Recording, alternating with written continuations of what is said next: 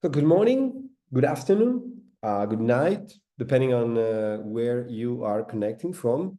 These webinars are, let's say, attracting people from many different time zones. So I'm very happy to see you here. And I removed the waiting list, so there will be other people joining, I think. But for the sake of time, I would start this webinar. This is the fourth webinar of the Technical Talks of CTSoc series.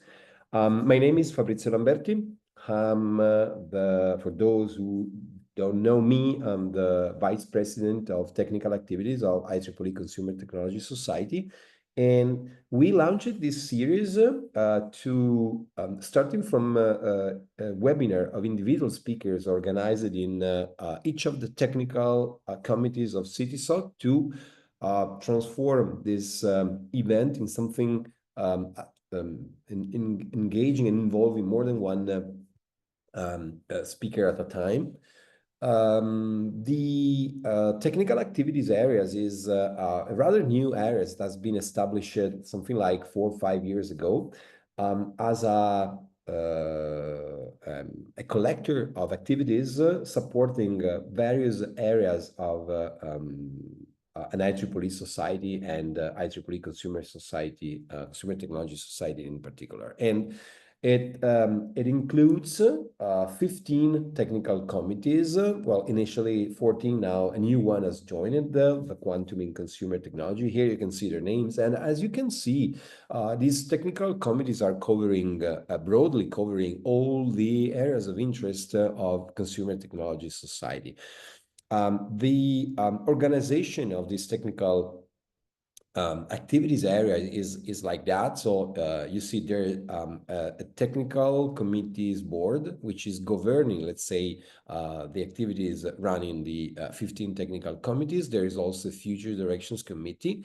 And in the board, there are major VPs of CTSoc, the president, as well as VP conferences, VP publications, VP industry and standards. In the technical committees board, there are the officers, so chairs, vice chairs, and secretaries, plus liaisons positions. There is a vice chair of the TC board, Cheng Hong Dixon Lin. And so basically, the role of the technical activities, as I said, is to support the various areas of CTSoc. These are I want to acknowledge the great role played by the officers. Here you see their names. They are doing a great job, and some of them are here today and helped with the organization of this webinar. Each of the technical committees, as many of you know, their website, their vision, their mission and objectives, etc. And especially they are coordinating the activities of the membership. We do have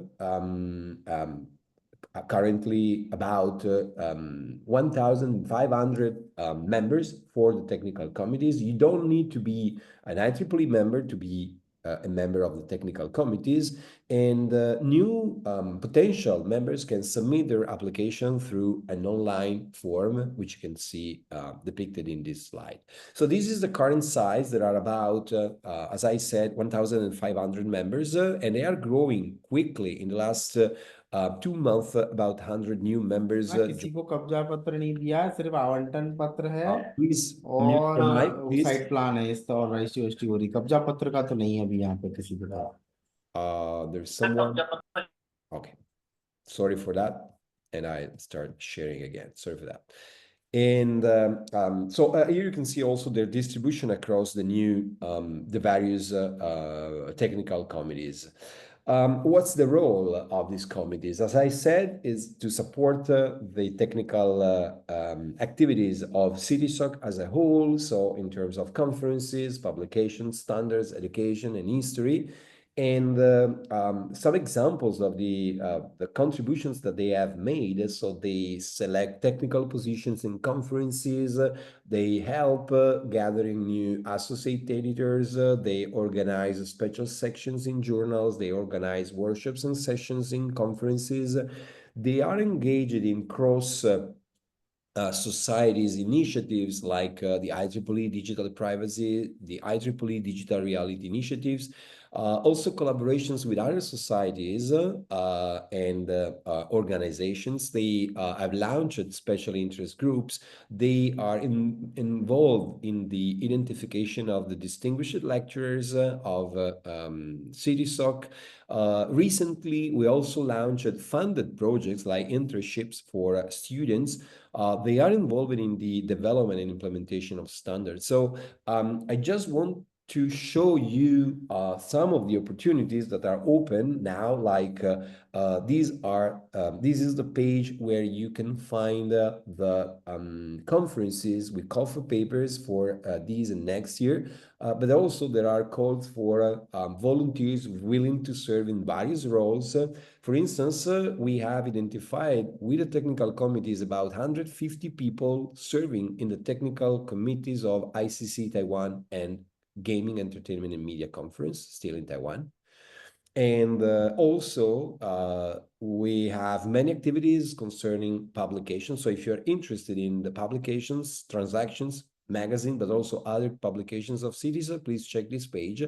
Currently, there's a call for nominations for editor-in-chief positions open, and the deadline is May 15. So coming and closing this introduction, coming to the technical talks, as you can see, these talks are organized approximately every month for 2 months. And every time there are 2 technical committees which are responsible for the organization.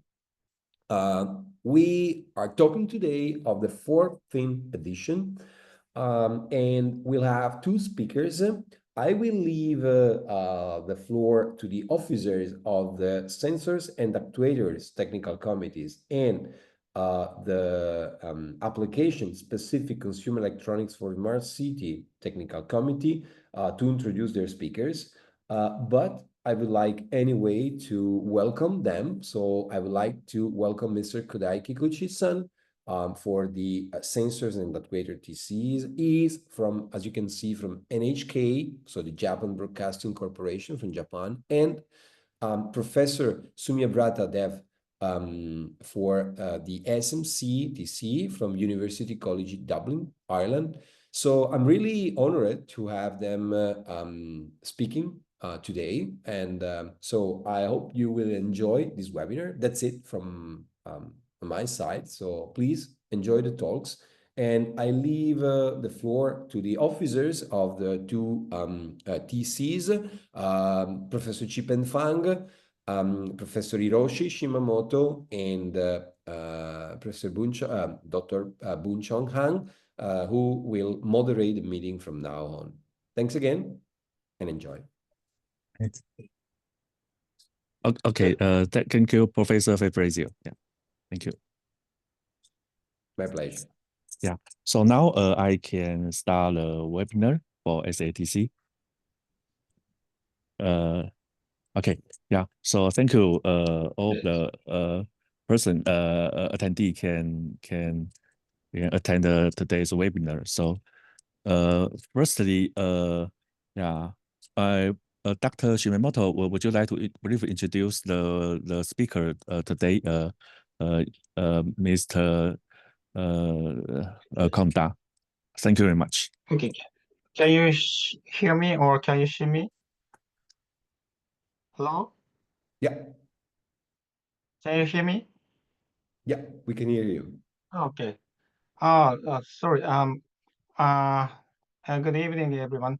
My name is Hiroshi Shimamoto, Vice Chair of SEA+SMC, and I will be serving as the chair of today's first session. And the first speaker is Mr. Kodai Kikuchi from NHK. He received his bachelor and master degrees in electrical and electric engineering from Chiba University, Chiba, Japan. And in 2009 and 2011, respectively. And he joined NHK from 2011, and since 2013, he has been with NHK Science and Technology Research Laboratories. And he has been engaged in the research and the development of ultra-high definition camera and recorder systems for broadcasting. And he is a member of the Institute of Image Information and Television Engineers of Japan. Today, he will be presenting an 8K by 8K square sensor camera, expanding vistas in UHD production. So, Mr. Kikuchi, please start your talk. Thank you. Thank you for a kind introduction, Shimoto-san. I'm sharing my screen. Just a moment, please.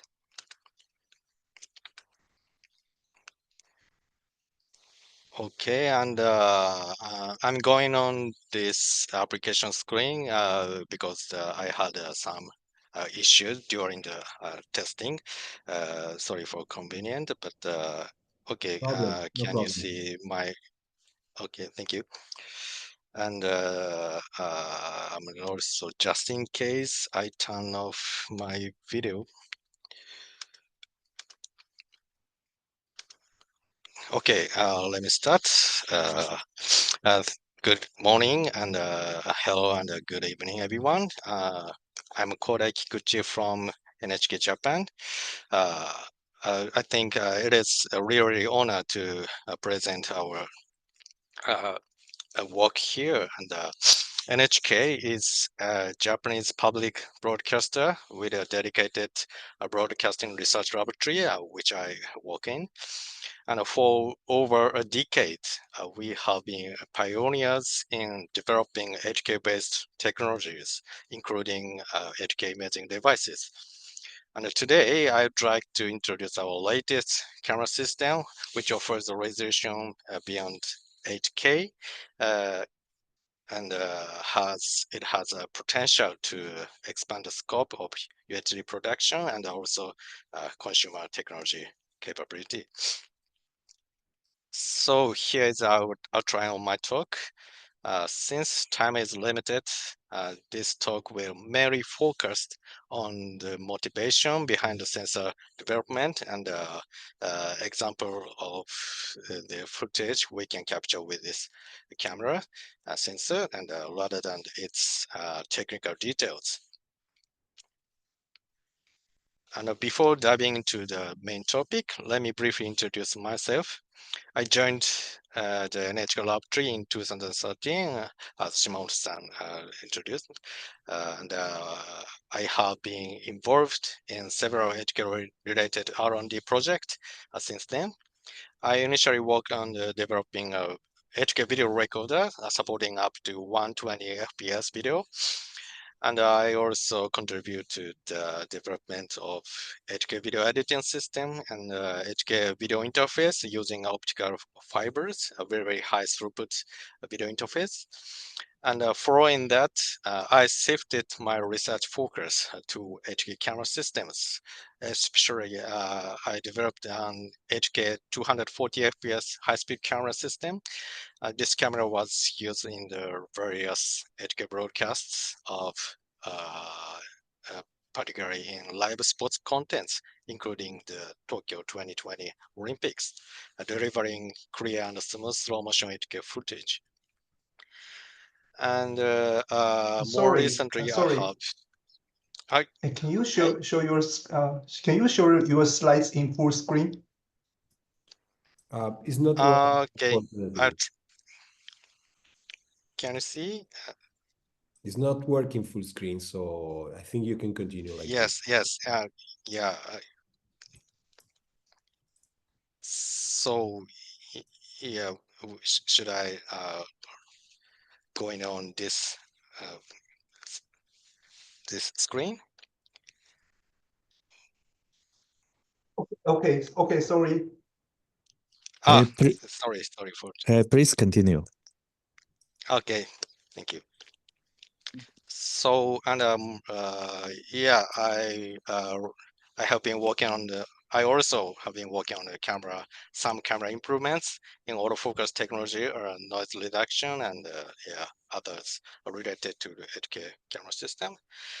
This is our autofocus system implemented in our 8K 240 FPS high-speed camera. Okay, and speaking of 8K cameras, we are still facing the challenges of reducing the optical format size. Let's take a quick look back at the history of 8K broadcast camera development, in which NHK was involved. For broadcasting cameras, it is essential to have live 8K video output and also compatibility with various zoom lenses. Around 2010, we developed the world first 8K camera using a 3-chip color system that captured full resolution RGB signal. At the time, the image sensor was massive, 2.5 type, and 8K ranges were also extremely large with a limited zoom capacity. In the following years, advancements in image sensor technology enabled the development of smaller sensors and several more practical cameras. Currently, the primary 8K cameras at the NHK features 1.2 1.25 type sensors. With the smaller sensors, zoom performance of lens improved significantly, achieving a ratio close to 50 times. However, even now, the sensor remains larger than the 2/3 type format, which is commonly used in conventional 2K and 4K broadcasting. This limits the development of lenses capable of over 100 times zoom, which is highly demanded in the actual shooting site. In terms of image size, a 2/3 8K sensor may represent the final frontiers for 8K broadcast cameras. But the question remains, it is truly enough to simply minimize the sensor size? We don't think so. Image sensors have traditionally focused on maximizing the resolution in rectangular formats, such as the 60:9 aspect ratio.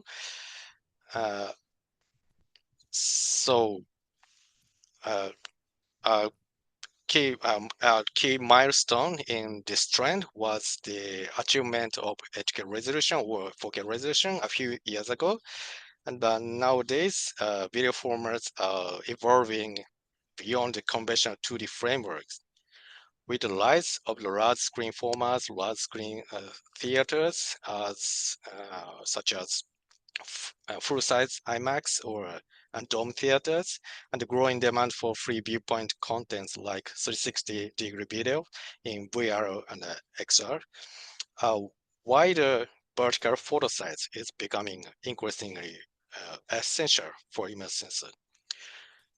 To meet these diverse needs, we have developed a new versatile CMOS image sensor. So here I'm introducing the compact 8K square sensor. Designed with a square aspect ratio, this sensor supports 8K resolution both horizontally and even vertically, allowing for a versatile output across various aspect ratio. It also features full-frame open-gate readout at 60 fps with 14-bit AD conversion. And despite its advanced capabilities, the sensor remains highly compact, perfectly aligning with the 2/3 type format when cropped to the 60:9 aspect ratio, while still delivering full 8K resolution. Additionally, it operates with very, very low power consumption. So we jointly developed this sensor with Sharp Semiconductor Innovation Corporation, or SSIC. This sensor will be maybe available from SSIC very soon. So if you're interested in, if you happen to be interested in using this sensor to develop your own camera, please feel free to contact either me or that company. Okay, and technical details of the sensor were presented at the last year's IEEE Sensors Conference. I'm going to skip the detailed explanation due to the time limit, but by adopting the specially designed pixel wiring architecture and specially designed ADC, we have achieved both miniaturization and high-speed data readout simultaneously. Additionally, phase detection pixels optimized for the robust autofocus capability have been incorporated to support a wide range of applications. And this map shows the excellent balance our sensor achieves between size and performance. In recent years, some manufacturers have released sensors with high vertical resolution with a near square design. Among these, our sensor stands out for its compact size while delivering competitive throughput. It's 14-bit ADC, which is a higher ADC resolution compared with similar products. Compensates for sensitivity loss caused by the narrow pixel pitch. And here are some sample shots in our laboratory. The left shows our first lab-made camera prototype. Despite its compact design, small enough to fit in your hand, it captures images with rich details. In particular, even when zooming in from a wide-angle shot with a fisheye lenses, the captured image remains very clear and detailed. We are currently conducting wide field of view filming trials with this prototype system mounted on some gimbals and drones. The camera system features a two-in-one design that integrates the camera head and the processing unit. And with the electro-opt module, they can be separated by several hundred meters or up to 1 kilometer. Within this processing unit, essential operations like the mosaicing, color correction, and gamma correction, gamma adjustment are processed for the low signal of the image sensor. Currently, we store the camera output on a separate recording system via 812G SDI and using two separate 8K recorders. But we are now also developing an internal raw recording capability. It is going to be available very soon, hopefully. And now I'm presenting some wide field of view video captured with our cameras. This footage is a walkthrough shot at a botanical garden with fisheye lens and converted into an equirectangular projection or ERP format. And the video on the right shows a view through an HMI device, enabling an interactive exploration of any portion within the scene. This demonstration highlights potential applications such as virtual tour, flying theater, and XR attractions, where immersive, high-resolution visual are essential. And here we also captured object close-up footage like this. The visual remains impressively sharp in the HMI view. This will be well suited for educational contents, digital museum, and scientific analysis, where detailed imagery enhances your understanding and your engagement. And lastly, I'd like to show you one more content. This footage is designed for IMAX movie theaters, reframed from our 180-degree wide-angle shot. It captured a scene of one morning, early morning at the Sensoji. One of Sensoji is one of Tokyo's iconic temples.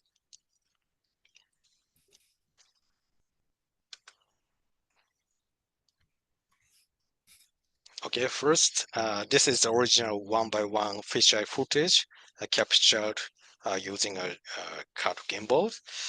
And we are about to pass through the famous Kaminari-mon or Thunder Gate. And now we are gradually adjusting the framing. And here we got a full frame of IMAX. So, okay, moving ahead. Okay. We are now walking along the Nakamise, the famous shopping street. With our system, we can apply the camera motions such as horizontally panning like this. And here we've digitally added the vertical camera movement like this. This camera movement can be digitally applied after shooting in editing system, even though the original footage was filmed with the fixed angle. Okay, so maybe we are running out of time, so we'll wrap up here. And this is the last slide. So we are still in the early stage of the field testing, but looking ahead, we will continue developing various immersive content using our camera system.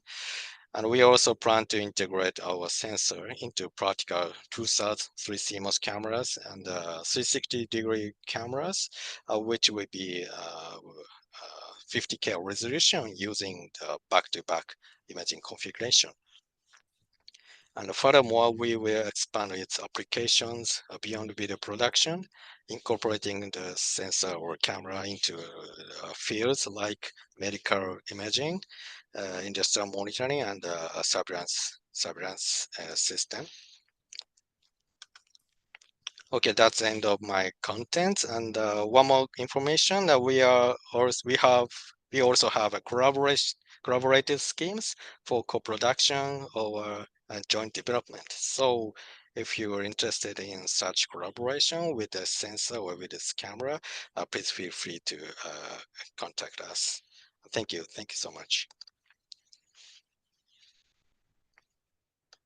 Yeah, thank you, Mr. Kiyoshi Kodai, for your presentation. And I apologize for the trouble caused by not being able to switch to full screen on his computer. So now we are only a small time to have a question. If you have any question on, I can accept only one or two questions. Is there anyone who want to talk?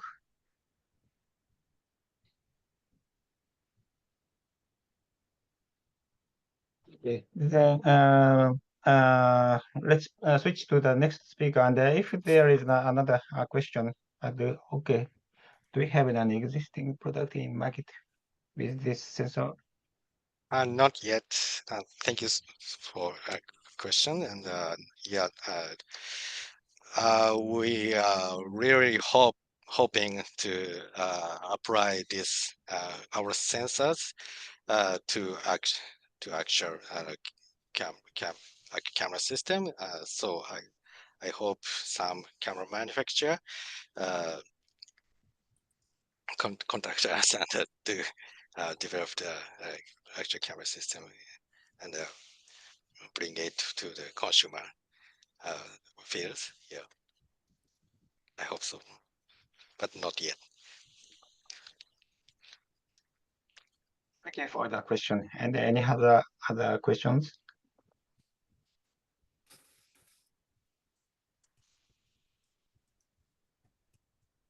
Okay, thank you, Mr. Kodai, Kikuchi, and I will pass to the next speaker. And if there is a additional question, please do ask the end of the next speaker. Thank you very much, Mr. Kodai. Thank you so much.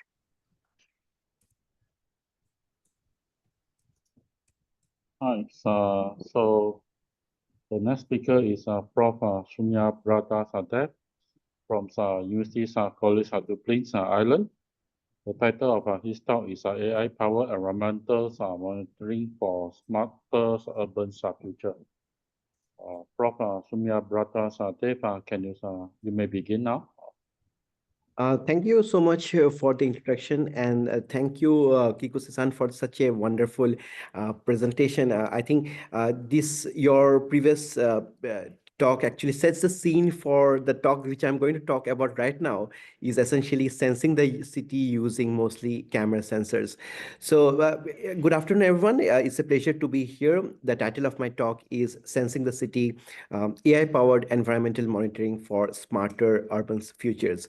My name is Soumya Dev, and I'm from the University College Dublin, based here in Ireland. So as you can see from the previous speaker, we were looking into the camera sensors, but in this particular talk, we will be seeing once we collect the images from those cameras, can we use it to monitor the city in a much more better way?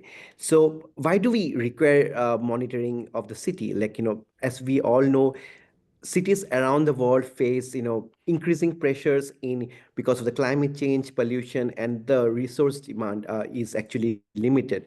So what we are doing in our research group is to use data-driven monitoring, using a collection of sensors, mostly camera sensors and other meteorological sensors, in order to transform how we perform urban management, and that will lead to an enhanced resilience, sustainability, and quality of life.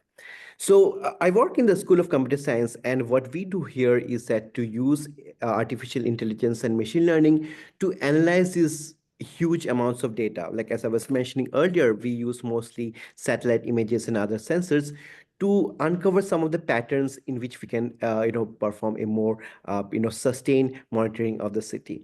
And once we do that, it will be helpful to provide more proactive responses to several risks of the environment, and optimizing the urban systems. Because right now, what we are doing is more of a reactive mechanism. When something happens, we kind of go and fix a problem. But using this plethora of data and using machine learning and AI, we can create proactive systems by which we can know when a problem will occur, and we can do some effective techniques. So in today's talk, I'm going to briefly talk about how we use the different sensors. So mostly we use satellite and images, and also whole sky images. So as you know, satellite images, as you can see over here, it takes an image of the Earth at different resolution at different times of the day.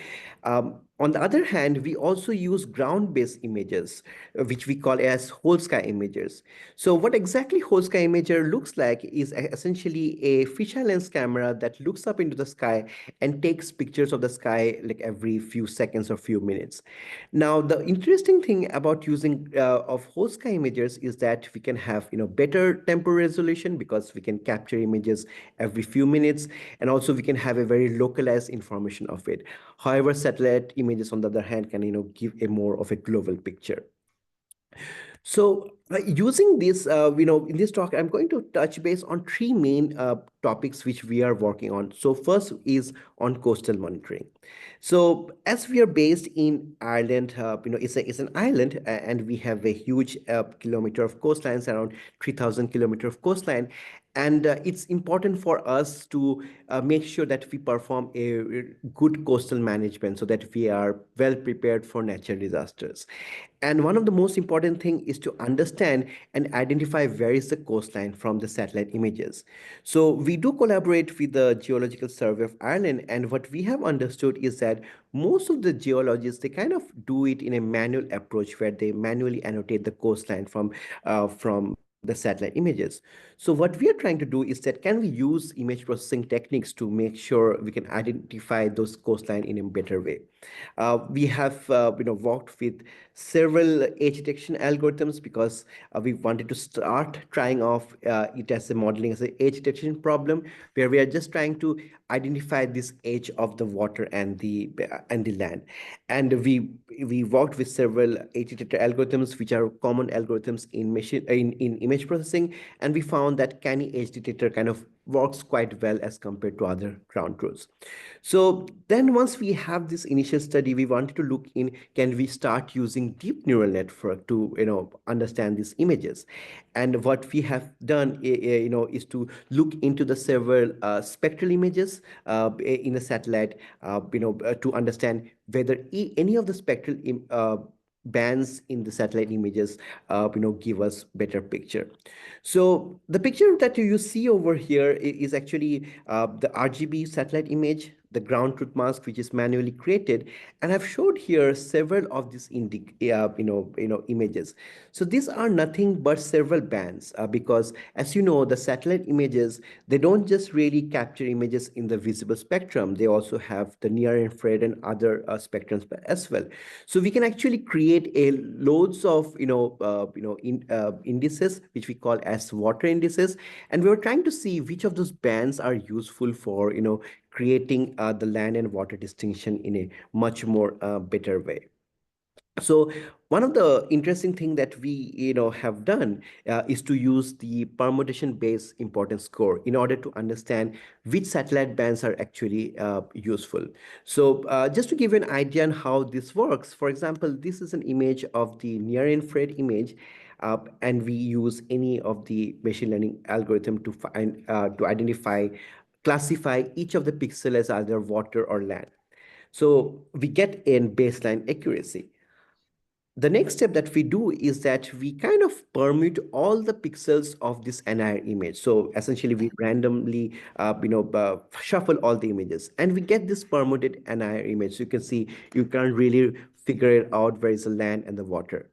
And then we use the same machine learning technique to identify what's the accuracy of classifying a pixel as a water or land. And then we kind of find out the difference. Like, is there a massive drop in the accuracy score? In identifying the water and the land. If yes, then we know that that particular band is good. Otherwise, if it doesn't have any much importance, it will not really have any importance. So we show the results over here, and we say that some of the near infrared and other indices are actually quite good, and we can identify those bands which are useful for identification of land and water. So the reason that we do all this is to kind of give some explanation to the non-technical stakeholders, because as a machine learning scientist, we try to give some value to how the images are captured, and can we actually talk to the different stakeholders that we have and say that, okay, you really don't have to capture all the spectral indices, or you don't have to store it, but you can store some of the specific indices which are specifically required for identifying the coastline. And that's the reason that we are working in that direction. So what's next? And we have been working for it for quite some time. And what we have done is that we have now recently released a kind of a large data set of Landsat satellite images, which are essentially useful for creating more deep neural networks. So that's what we have done recently. The next topic, which I'm going to briefly talk about is on air pollutant. And as you know, that there is a massive degradation of the air quality. So we really need to make sure if we can identify the air pollutants properly. So again, coming from the computer science perspective, we try to model it as a a forecasting problem where we use the different air pollutant data and other meteorological sensor data, and together with a series of LSTM and GRU or gated recurrent unit layers, we kind of create a mechanism to predict the air pollution in advance. So essentially, we try to predict 2 hours in advance or 4 hours in advance.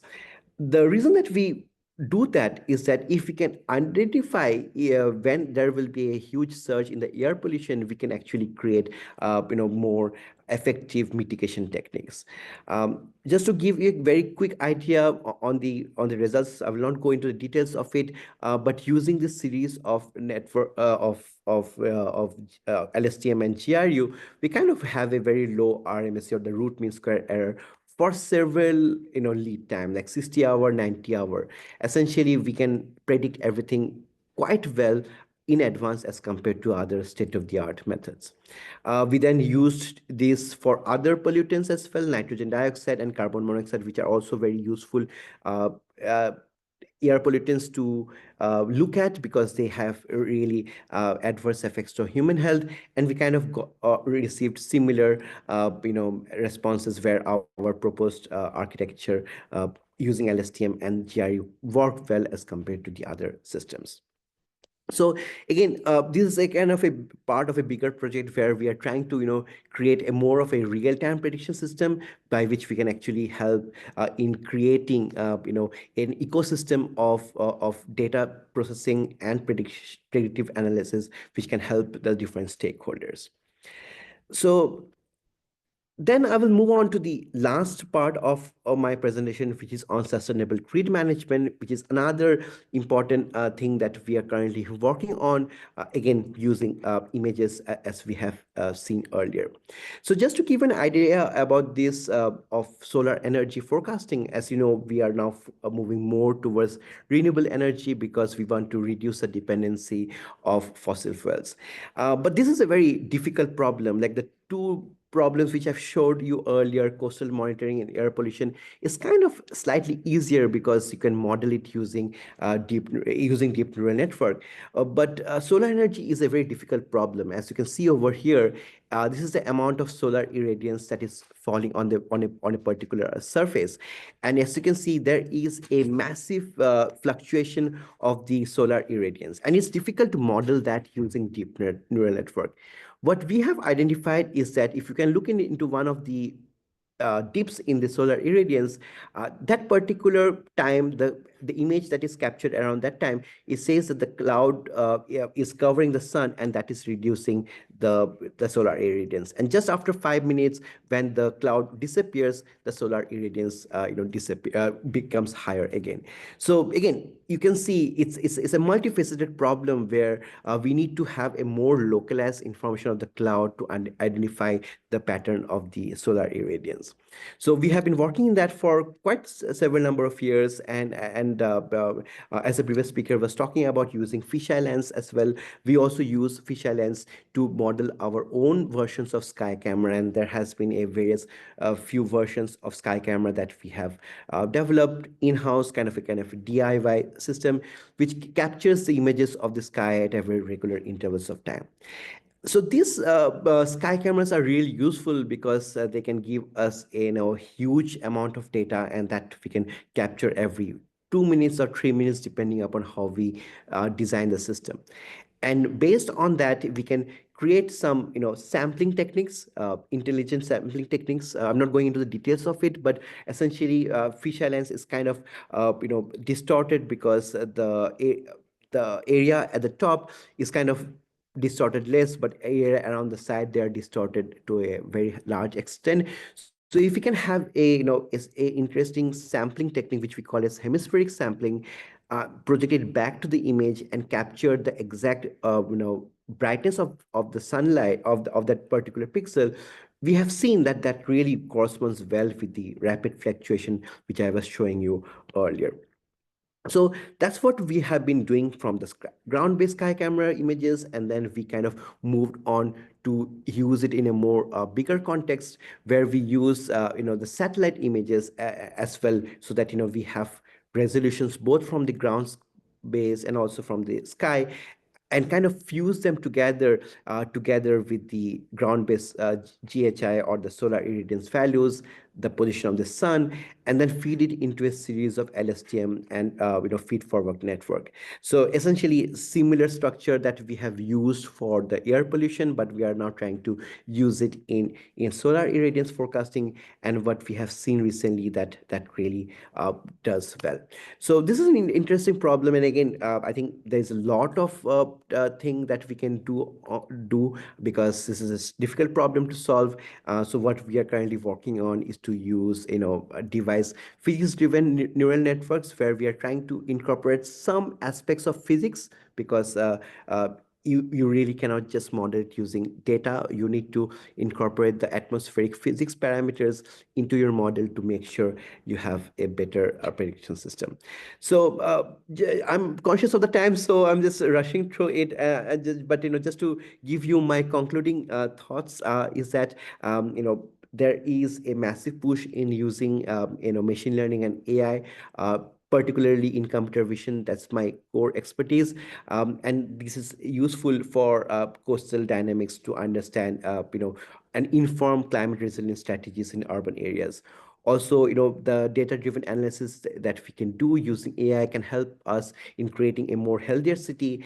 And finally, it's useful to integrate different sensors to create the smart energy systems, which can help us to go more towards renewable energy and have reduction dependence in traditional fossil fuels.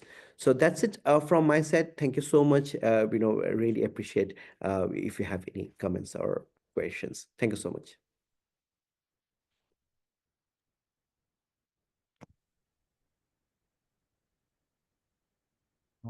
Any question from the floor?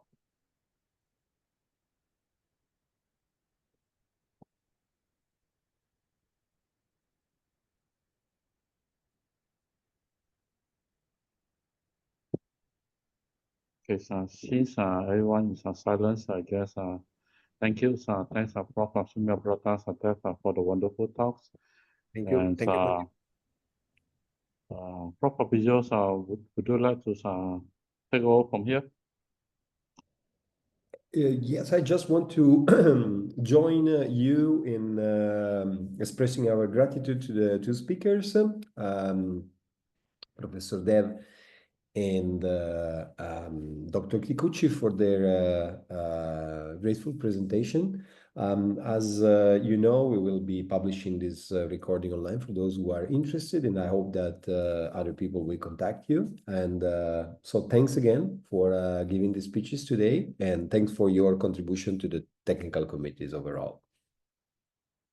Thank you, Fabrizio. Of course, to the officers, Professor Chipen Fang, Professor Shimamoto, and Dr. Boon Chong Han for their moderation today, and in general for their support in the technical committees. I also seen that Dixon Lin joined, so also thanks for his vice chair. So I really want to thank also him for the work done. Thank you. See you next in a month and a half, let's say. See you. Bye-bye. Oh, bye-bye. Bye-bye.